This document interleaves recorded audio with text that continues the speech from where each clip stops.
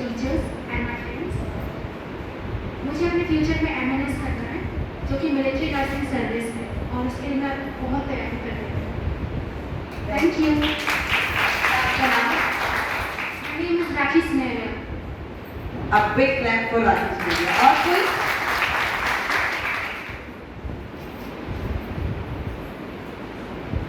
यहाँ जो हमारे मेंबर्स बैठी हैं, सारी झांसी की रानियाँ बैठी हैं, उनमें से कोई शेयर करना चाहेगा कि जो वो करना चाहती थी लेकिन वो कर नहीं पाई, लेकिन अब भी वो सोचती है कि मैं वो कर लूंगी।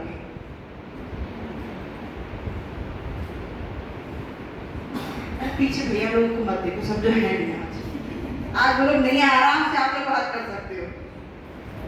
चलिए कोई बात नहीं, मैं बताती हूँ आपको। एक छोटा सा इंसिडेंट शेयर करती हूँ मैं। मुझे बनना था कंप्यूटर साइंस इंजीनियर। मेरा सपना था कि मैं कंप्यूटर साइंस इंजीनियर बनूं, लेकिन डेस्टिनी को मंजूर था कि मेरी मैरिज हो गई। मैरिज करके जब फांसी पहुंची तो पता चला कंप्यूटर साइंस तो यूनिवर्सिटी में होता है। इतनी दूर की परमिशन थोड़ा मुश्किल थी। चाहती तो आराम से चुपचाप बैठ जाती, चलो छोड़ो क्या कर सकते हैं, लेकिन सामने एक अपॉर्चुनिटी आई कि पास में बीकेडी कॉलेज है, आप चाहें तो वहाँ से मैथ्स से एमएससी कर सकते हैं। मैंने कहा कोई नहीं, कर लेते, पढ़ाई तो कंटिन्यू रही। मैंने कंप्यूटर साइंस को साइड छोड़ा, मैथ्स को अपना दोस्त बनाया और राह पे चल निकली, कंप्यूटर्स को साथ लेते हुए, और मैं पहुँच गई वहाँ पे जहाँ मैं खड़ी। बहुत मेहनत लगी। टू द फैक्ट मैं आपको बताऊँ, मैंने सिर्फ ग्रेजुएशन किया था, मेरा पोस्ट ग्रेजुएशन झांसी में हुआ है, एमफिल भी यही हुआ है, and the PhD also I have completed here, और तब मैं जाके बनी हूँ डॉक्टर। मुझे मेरा नाम दिया मेरी माँ ने ममता, मुझे मेरा सरनेम दिया मेरे पिता ने वलेजा, मुझे मेरा सेकंड सरनेम दिया पति ने दसानी, लेकिन डॉक्टर ममता मैं खुद से बनी। इसलिए मुझे वो डॉक्टर शब्द बड़ा प्यारा लगता है अपने साथ, क्योंकि वो मेरी मेहनत है, और जब कोई अपनी मेहनत करता है तो वो बहुत अच्छा आता है। मैं बस यहीं पे एक ही चीज बताना चाहती हूँ कि जब आपके सामने कोई अपॉर्चुनिटी आती है सामने से, और अगर आप उसको छोड़ देते हैं तो कुछ ना कुछ हम खो देते हैं, ये सोच के कि हम ये कर पाएंगे। एक छोटा सा इंसिडेंट और शेयर करूंगी यहाँ पे। एक स्मॉल स्टोरी है। एक पेट्रोल पंप पे एक लड़का काम करता था, वेल क्वालिफाइड था, लेकिन जिंदगी की मजबूरियों ने उसको पेट्रोल पंप के लेके आ गया था। लेकिन वहाँ पे भी उसकी जो सपने थे, उसकी इच्छाएं थी, वो रहती थी। जब वहाँ पे नई नई गाड़ियाँ आती थी, वो गाड़ियाँ देख के सोचता था यार ऐसी गाड़ी मेरे पास कब आएगी। एक दिन वहाँ पे इतनी अच्छी गाड़ी आई कि उससे रहा नहीं गया, और उसने उसके जो ऑनर था उससे पूछ लिया कि ये गाड़ी कितने की है। उस ऑनर ने कहा ये 16 लाख की गाड़ी है। उसको लगा 16 लाख की गाड़ी। तो उसने बोला आपने कैसे किया ये, कैसे आपने लिया, पूछ लिया उसने जनरली। तो उसने बताया मैं बिजनेसमैन हूँ और मैंने बिजनेस से इस चीज़ पे मुकाम पे पहुँचा हूँ, और ये तुम मेरा कार्ड रखो अपने पास और तुम मुझसे मिलने आना, मेरे साथ तुम काम करो, मुझे तुम्हें देख के लगा है कि हाँ तुम कुछ कर सकते हो, तुम्हारे पास भी जल्दी ऐसी गाड़ी आ जाएगी। उसने कहा ठीक है, कार्ड तो ले लिया उसने, वो तो चला गया गाड़ी में। लेकिन ये कार्ड इसके दिमाग में चलता था, अरे ऐसे थोड़ी ना आ जाएगी गाड़ी, बहुत मेहनत करनी पड़ेगी, कहाँ मैं अपनी ये वाली नौकरी भी छोड़ दूँ, वहाँ चला जाऊँ, फिर पता नहीं मुझे मिले नहीं मिले, क्या कह सकते। सोचता रहा 3-4 घंटे के बाद आखिरकार उसने क्या किया, अचानक से उठा और वहाँ पे डस्टबिन था, और डस्टबिन पे उसने उस विजिटिंग कार्ड को फेंक दिया, यानी आई हुई अपॉर्चुनिटी को उसने वहाँ फेंक दिया, और अपनी जिंदगी को ऐसे ही चलता रहा। 2 घंटे 3 घंटे 2-3 साल 4 साल बाद वो बंदा जो वहाँ से एक बार निकला था वो फिर आया नहीं, लेकिन 4 साल के बाद सेम वैसी ही गाड़ी फिर एक वहाँ पे आई। ये वही था, और वह जो गाड़ी आई, लेकिन आदमी वो नहीं था जो उस गाड़ी में था, उसमें बंदा कोई और था। उसने उस बंदे से पूछा आपने ये गाड़ी कैसे ली? तो वो जो उसमें ऑनर था उस गाड़ी का, वो कहता यार भाई तुमने पहचाना नहीं क्या? कौन? बोले तुम भी यही थे, मैं भी यही था। ऐसी ही गाड़ी वाला बंदा 4 साल पहले आया था और तुम्हें एक विजिटिंग कार्ड दे गया था, तुम यहाँ पेट्रोल भरते थे और मैं झाड़ू लगाता था। तुमने उस विजिटिंग कार्ड को डस्टबिन में डाल दिया था, मैंने उसको उठाया और मैंने उस बंदे से कांटेक्ट किया और आज 4 साल बाद मैं यहाँ इसलिए जिंदगी में कब कौन सी अपॉर्चुनिटी आपके सामने आती है, आप बैठ मत जाइए, पीछे मत हटिए। कब कहाँ कौन सी चीज आपको किस राहों तक पहुंचा देती है पता नहीं चलता है। अपॉर्चुनिटी को लेते चलिए। और अब मैं आती हूँ यहाँ पे बच्चों के लिए, बहुत शॉर्ट में लूंगी क्योंकि मुझे भी थोड़ा सा जल्दी भी निकलना है, इसलिए शॉर्ट में कर देती हूँ इसको। बच्चों की स्टूडेंट्स के लिए सबसे इम्पोर्टेंट है यहाँ पे फ्यूचर। फ्यूचर तो सबने डिसाइड कर दिया, एडमिशन ले लिया, पढ़ते जाएंगे। वो गाना सुना है ना तुमने, पापा कहते हैं बड़ा नाम करेगा, ऐसा सबने सोचा हुआ है। बेटियां भी सोचती है कि हाँ पापा कहते हैं बड़ा नाम करेगा, लेकिन कुछ न कुछ हमारे सामने ऐसी परेशानियां आ जाती हैं कि हम उस काम तक नहीं पहुंच पाते हैं जो हमें चाहिए। या तो हार मान के बैठ जाते हैं या बढ़ते जाते हैं। हमें अपने आप को एम्पावर करते रहना पड़ता है। लेकिन फ्यूचर पे पहुंचने के लिए सबसे पहला पॉइंट जो आता है वो आता है आपको अपना लक्ष्य निर्धारण करना होता है कि क्या आपका गोल है, वो आपको सेट करना। अच्छा एक चीज बताइए, जब मूवी देखने जाते हैं, मूवी तो सब देखते हैं ना, हाँ ना कुछ तो बोलिए। मूवी देखते हैं ना, मूवी देखने के लिए क्या देखते हो? मूवी का नाम देखते हो कि उसके एक्टर एक्ट्रेस देखते हो, सब्जेक्ट कि प्रोड्यूसर देखते हो। स्टोरी तो पहुंचने के बाद पता चलती है कि प्रोड्यूसर देखते हैं कि डायरेक्टर देखते हैं। क्या देख के आप पहुंचते हो मूवी देखने? कि ऐसे टाइम पास करने पहुंच जाते हैं? एक्टर भी देखते हैं। भाई 50% तो टाइम पास करने पहुंच जाते हैं कि चलो एंटरटेनमेंट होगा, लेकिन 50% शायद एक्टर एक्ट्रेस के लिए जाते हैं, हीरो को देखने, हीरोइन को देखने। कभी ऐसा लगा कि आपको देखने के लिए भी कोई आया हो? हम ऐसे बन जाए कि हमें सुनने के लिए, हमें देखने के लिए भी कोई आए? ऐसा कभी फील हुआ? I am asking to the students, कभी नहीं हुआ फील? बड़ी गलत बात है। मुझे तो सबसे पहली फीलिंग यही आती थी कि जब मैं बोलूं तो सब यहाँ पे मुझे सुने और मुझे सुन के कहे कि तुम सा नहीं देखा। ऐसी फीलिंग अपने अंदर हमेशा रखिए कि आपको कुछ कर दिखाना है ऐसा कि आपको सुनने के लिए, आपको देखने के लिए लोग पहुंचे। वेदर कोई भी फील्ड हो, whether it may be fashion designing और फार्मेसी और व्हाटएवर भी, अपनी ऊंचाइयों तक जब तक हम सपने देखेंगे नहीं हम पहुंचेंगे। सपना तो देखना ही पड़ेगा, लेकिन सपना देखने के लिए हमें अपने लक्ष्य को निर्धारण करना पड़ता है। लक्ष्य होता है हमारा स्मार्ट। हमें अपने लक्ष्य को लेना होता है स्मार्ट की तरह। स्मार्ट की स्पेलिंग कोई बता सकता है मुझे स्टूडेंट्स में से?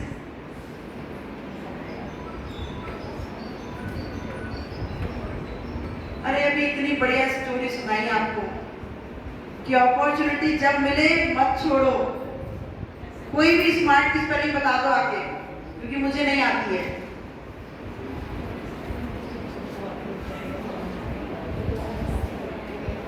आप तो बता चुके बेटा, आप बैठो। ये जितने बैठे इनमें से कोई ना कोई बताए। आप भी बता, आइए रॉन्ग तो नहीं है, तो इसमें SMART एग्जैक्ट, SMART, ये होता है स्मार्ट। स्मार्ट लुकिंग वाला स्मार्ट नहीं, सूरत तो चली जानी है, सीरत हमेशा साथ देगी, ऐसा वाला स्मार्ट बनना है। तो स्मार्ट के लिए जब आप अपने लक्ष्य को निर्धारित करते हैं, जब आप अपने गोल को सेट करते हैं, तो आपका गोल भी स्मार्ट होना चाहिए। और स्मार्ट का मैं आपको यहाँ पे फुल फॉर्म बताने जा रही हूँ। जैसे कि हमारे JCB के बंधन का फुल फॉर्म है ना, हम एंड पे पहुँच गए, नर्चरिंग वुमेन पे, ऐसे स्मार्ट का एक फुल फॉर्म बताने जा रही हूँ। आप लोग दिमाग में नोट कर लेना, क्योंकि बाद में मैं ये पूछूंगी, जो मुझे सही आंसर देगा उसके लिए गिफ्ट्स भी है। So we will start from the S. For S it is specific. Specific मतलब कुछ अलग, कुछ ऐसा जिस पे हम पहुंच सकते हैं। हमने सोच लिया है। अगर आपने 12th के बाद एडमिशन लिया किसी भी फील्ड में, तो कुछ सोच के लिया होगा, कुछ स्पेसिफिक रखा होगा ना अपना मेन एम कि हमें ये करना है।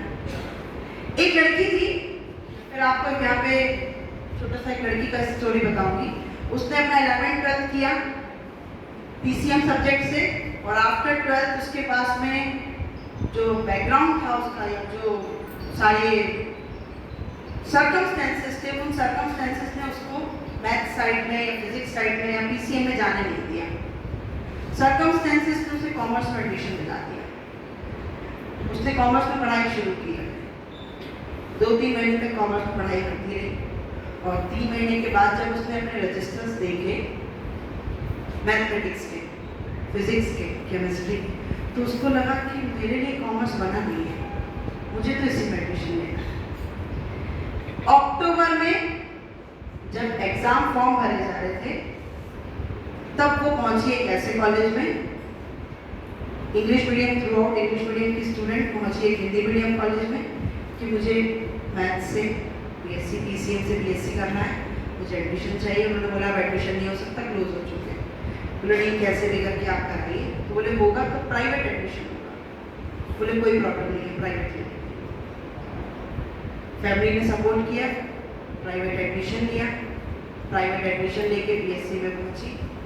1 नवंबर से उसने कॉमर्स की पढ़ाई साइड छोड़ के वापस से अपने पीसीएम की पढ़ाई स्टार्ट की, और आफ्टर द एग्जाम्स प्राइवेट होने के बावजूद, ये एक फैक्ट होता है कि जब एक प्राइवेट स्टूडेंट होता है तो उसको मार्क्स ऑटोमेटिकली कम दे दिए जाते हैं रेगुलर स्टूडेंट्स के।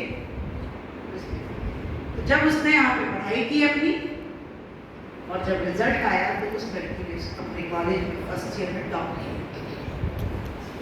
3 इडियट्स मूवी में नहीं जो बोलता था वो रैचो, याद है? काबिल बनो। उसके लिए बना नहीं था वो, उसके लिए वो कॉमर्स सब्जेक्ट बना ही नहीं था, उसके लिए बना था पीसीएम, और उसने उस फील्ड में अपने आप को आगे बढ़ाया धीरे धीरे। क्यों? क्योंकि उसने अपना जो गोल था वो अपना स्पेसिफिक रख लिया था कि मुझे ये नहीं जाना है।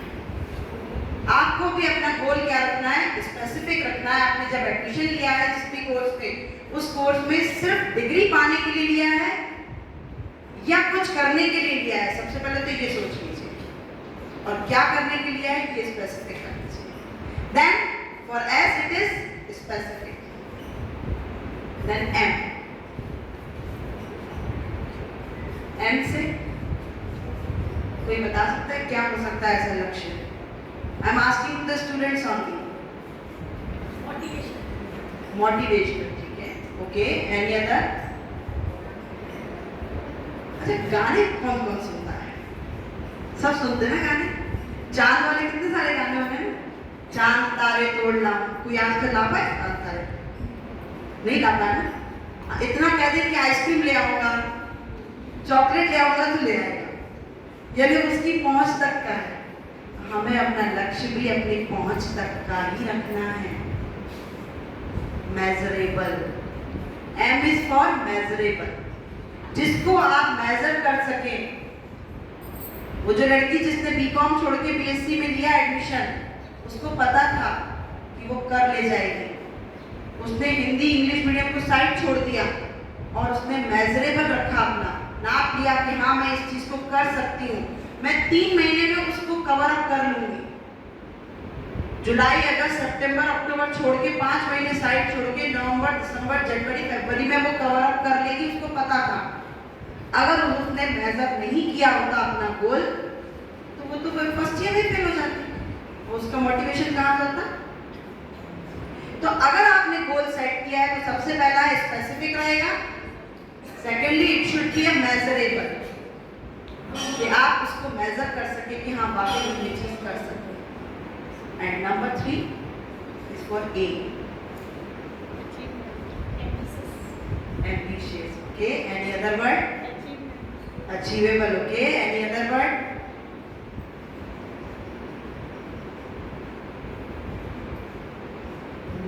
ये सिर्फ बहुत सारे वर्ड हैं, आप डिक्शनरी ढूंढ लो। M, okay.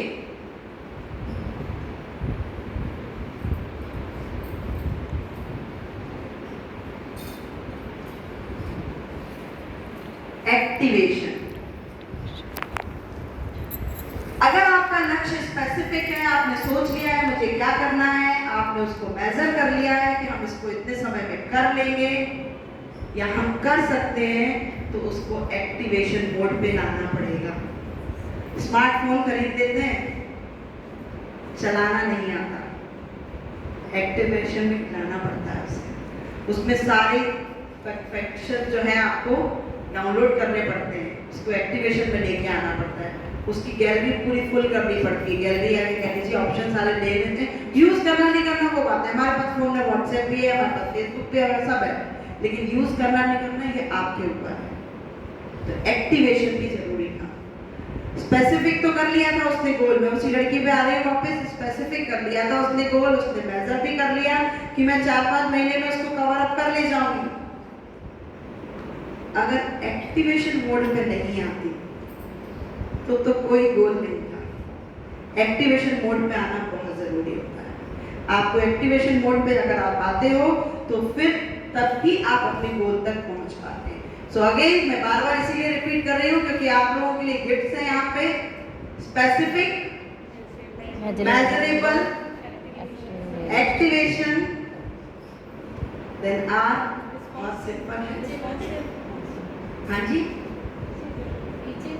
Reachable, achievable, reachable, measurable सब एक ही चीज है। और कोई वर्ड बताइए? रिस्पॉन्सिबल, ठीक है। और कोई?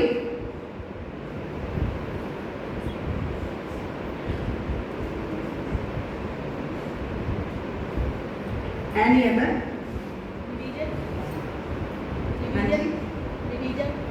Revision, okay.